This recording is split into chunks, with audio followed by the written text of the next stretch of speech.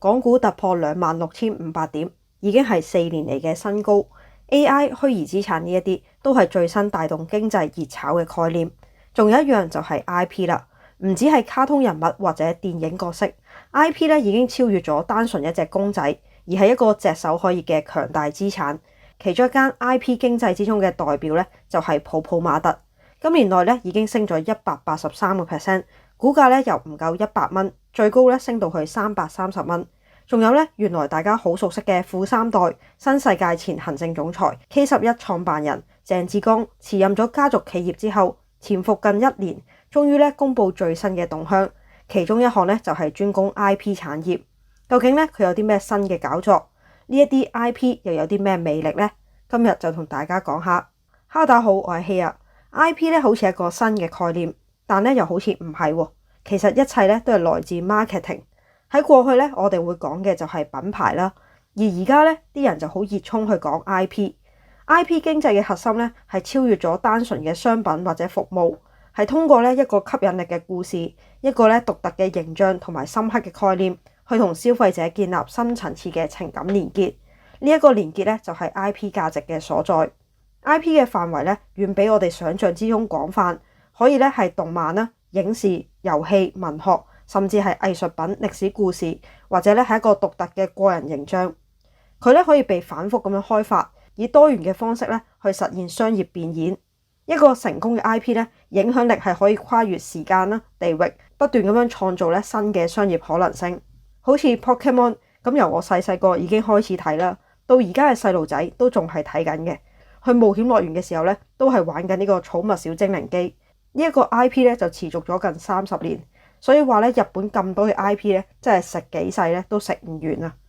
講起日本嘅呢一啲 IP 咧，亦都令我諗起鄭志剛團隊咧之前搞過轟動一時嘅哆啦 A 夢巡迴特展 K11 妙思加埋星光大道超過100個咧唔同類型嘅哆啦 A 夢 figure， 包括 IP、餐飲、電影、商品，帶動咧旅客來港消費同埋參觀，吸引咧唔同嘅年齡層。當時啲 fans 咧要再去攞預購產品，都要排隊排成粒鐘。以一個知名嘅 IP 帶動成個文化娛樂旅遊嘅經濟，吸引咗咧超過500萬嘅遊客到訪，係非常之聰明嘅策略，足以見到咧一個 IP 可以引申出嚟消費力量嘅龐大。鄭志剛亦都好似係咧香港比較早咧就有 IP 概念嘅4大家族繼承人。早喺 K11 成立嘅時候，剛仔咧就話要做一個唔止係零售啦，而係咧同一般商場唔同嘅地方，提出咧藝術、人文、自然嘅品牌理念，要將咧美術館、藝術館融入購物中心裏邊。舊年9月咧，鄭志剛辭任咗新世界行政總裁，上2個月咧辭埋呢個非執董，放低晒咧全部家族企業，唯獨咧用咗2億幾買翻親生仔 K11。沉寂咗一段時間，剛仔咧近日終於又有新搞作啦。宣布咧正式成立部署咗2年嘅一間綜合性企業集團，名為上合發展 Alma Group。公司嘅總部設喺香港，但將會咧投資全世界，尤其咧係東盟同埋中東呢啲新興市場，進行咧策略性嘅投資。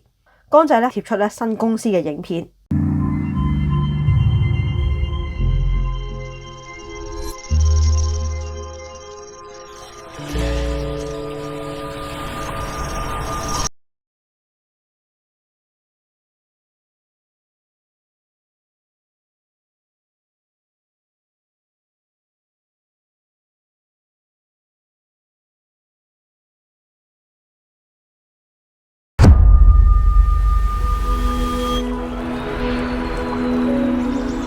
就咁睇咧，已經覺得好高科技啦。加上咧，火鳳凰係俾人無限聯想。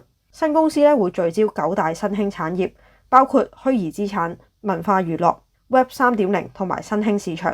而其中一個重要嘅方向咧，就係專攻 IP 產業。上合發展咧將會以 K11 by AC 咧作為一個文化品牌，旗下設立 Experience 11，主要咧喺大陸同埋中東市場開展動漫嘅 IP 業務。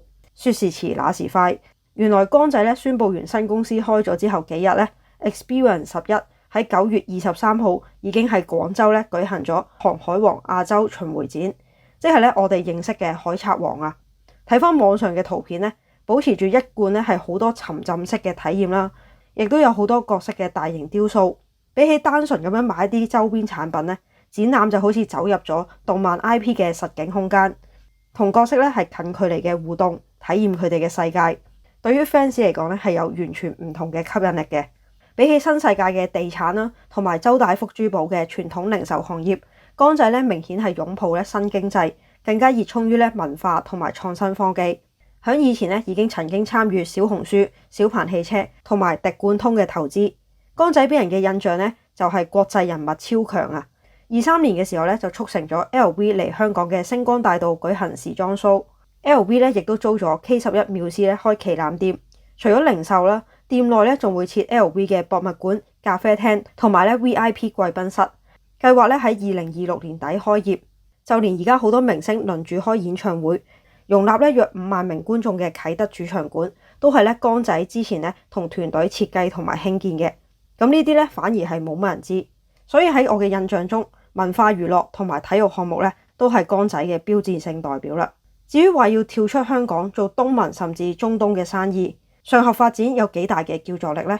咁我就喺新聞之中睇到咧，月中咧江仔同長坤集團簽咗一個青島西岸新區嘅投資合作，成個項目總投資額達到377億，話會起咧國際教育、藝術展覽、醫療健康等多功能嘅設施，同埋咧商業用地。究竟有幾多人咧會撐佢？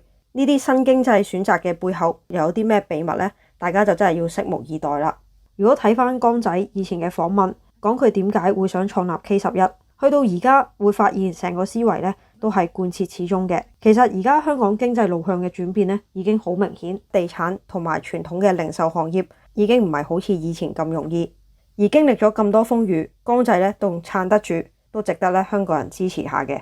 唔知咧佢係咪真係可以好似佢喺 Fact 咁講，我有我嘅光芒，無論任何嘢都唔能夠削弱佢。咁大家又點睇呢？會唔會睇好佢今次自立門戶呢？咁咧就可以喺下邊留言，大家一齊討論下。好啦，今日影片咧就嚟到呢一度。中意了解一啲經濟或者名人嘅動向，都可以咧訂閱我嘅 channel。記住 like、subscribe、share。咁我哋下條片再見，拜拜。